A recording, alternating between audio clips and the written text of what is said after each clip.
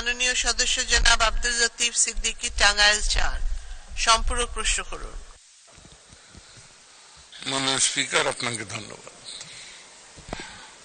আগের যে প্রশ্নটি, আমারও সমস্যা একই। আমাদের ১৩৩ টাঙ্গাইল ৪ নির্বাচনী এলাকায় যে হাসপাতালটি আছে সেখানে চিকিৎসক থাকার কথা ২২ জন, আছে ৫ জন। এই সমস্যার সমাধানে মাননীয় স্বাস্থ্যমন্ত্রী কি ব্যবস্থা নেবেন, আমার প্রশ্ন সেটি। মাননীয় স্পিকার, আপনাকে ধন্যবাদ। ধন্যবাদ মাননীয় সদস্য। মাননীয় মন্ত্রী।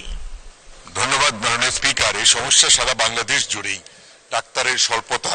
আমরা চেষ্টা করছি যে আমরা বিসিএস এর মাধ্যমে যে স্পেশালি চিকিৎসক নিয়োগ দেওয়া যায় কিনা সেই ব্যাপারে, কারণ চিকিৎসার স্বল্পতা আছে, আমরা সেটা যত দ্রুত নিয়োগ করতে পারবো তাতে আমি আশা করি চিকিৎসা এই ডাক্তার স্বল্পতা এই সমস্যাটা সমাধান করতে পারবো। ধন্যবাদ মাননীয় স্পিকার।